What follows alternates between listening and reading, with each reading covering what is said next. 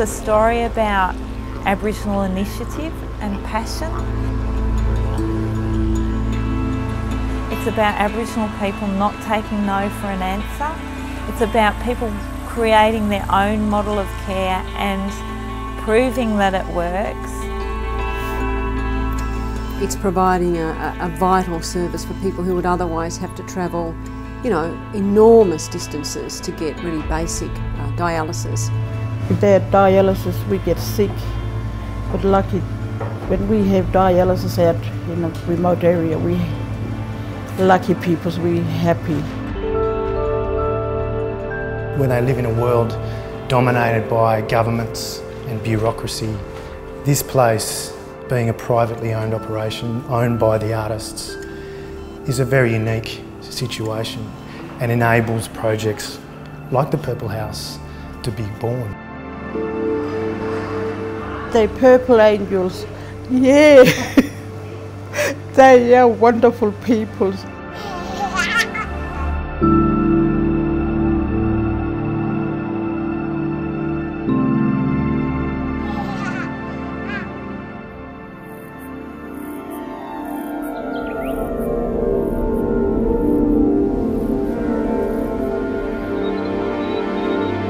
In the 90s, people started to get sick with kidney disease. These were people who fought really hard to be back in Kintore and Kirrikura and not be in Alice Springs or Papunya. We're now being told that their kidneys were failing and that they'd have to come and sit down in Aranda country, in someone else's country, to be a poor old dialysis patient and wait for your dialysis 3 times a week. And so people were doing that, but they were heartbroken. They were really homesick. Sometimes I get lonely without my grandson around me, and sons and daughters. People were talking about life being all about waiting. You wait for your dialysis day, you wait for the bus, you wait while your blood goes around the machines for 5 hours. You wait to go home. You wait for your next dialysis day. You wait to die. My name is Bobby West Choborola. I'm from Kirrikura, but I'm one of the directors for Purple House. And I'm renal patient too. My uncle, my father, they wanted to finish up in Kirrikura. They did finish up because they didn't want to come to Alice Springs, live here, so far away, and they didn't get the help. They really wanted to pass away in their own country, on land, with the families. That is Alice Springs. What if a non-Aboriginal, one person die? Big thing. Would it be complaining in a paper, talking about it? Why did he pass away? Just because we Aboriginal? Sometimes nobody cares for those people. But we always think about it, talk about it, and tell the story. The artwork is a way for people to present themselves to the world, to present their culture, present their life and the way they do things on their country to the world. For these artists, artwork is integral in their existence. It's not like people walk out and go, oh, what am I going to create today? It's already there and it's internal and they've lived with it forever. And they're just laying down the stories that were passed on to them. And that's where the power comes from, I think, and that's what people pick up on in the artwork. Artists were very keen to have themselves, their family members, stay on their communities and receive treatment. The question for Pintupi Mob was, well, it's just this machine that people are in Alice Springs for. Why can't we have one of these machines out at Kintore and then everyone can be home and looked after by, we can look after people and they can be on country. So what people did was they went, well, bugger this, we'll do it ourselves. We've got this art centre where we've never received any government money. It's always been our own work. And so for the first time we'll work on some collaborative paintings. And so they did some beautiful paintings, and they had an auction at the Art Gallery of New South Wales, and they raised $1 million.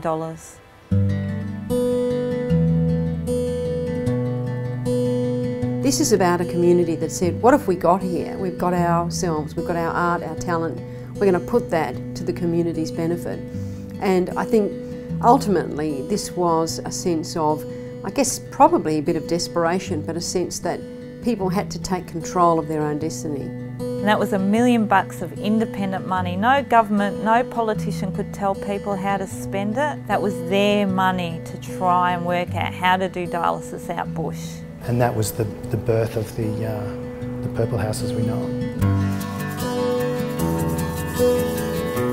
From that idea of having a dialysis machine in Kintore, today we've actually got 22 dialysis machines in 10 locations. And we're from Yirrkala in Arnhem Land down to Warburton, which is halfway to Kalgoorlie. We were never going to have the funds or the infrastructure to be able to have dialysis in every community or every outstation that people need to get back to. And so we thought, well, why don't we build something mobile?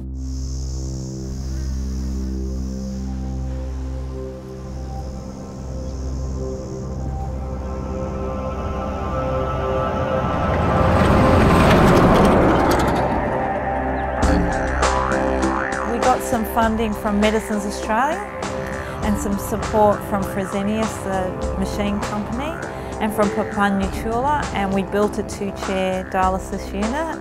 It's got beautiful Perpetual paintings on the sides that were in a show in New York, and so that gets to travel around Central Australia and get people home for a dialysis holiday.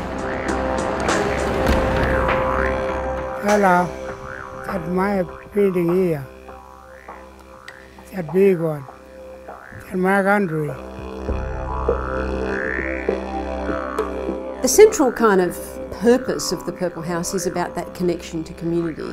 You've got to remember what people were having to confront was long journeys to get their dialysis. That meant they were away from their families, disconnected from their community at a time when they were very, very sick. We like to have machines at where I come from, Warraquilla, because I've got a lot of families there. And I get really happy when I see my family, because at the moment I'm in another community. People interstate thinking dialysis is about grog. And the great majority of our mob who are on dialysis today have never touched a drop of alcohol in their lives. And alcohol abuse is not one of the major causes of kidney disease. Diets, etc. People have come in from a nomadic lifestyle in a very short space of time to a modern Western diet with all of its issues. And the coming together of that is causing all sorts of trouble. Too much sweet stuff, ice cream, cool drinks, junk food, no good. We need to stop them from end up going to renal dialysis and kidney problems. We do everything we can to try and make this a strong, sustainable model, but we need some help.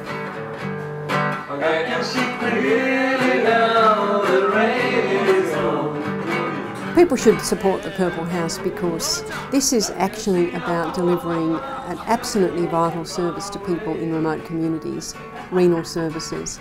This is about keeping people connected to their community. This is about cutting-edge innovation in terms of technology and actual clinical care. But fundamentally, this is about decent people doing decent things for decent people. And for me, that's the spirit of the country I love. We love the Purple House. This is a little example of Aboriginal people identifying a problem, coming up with a solution, working really hard to make that solution work. Renal, Flint Drive, I'm going to Flint Drive. We need to get back to our community. We need more help. We want our future.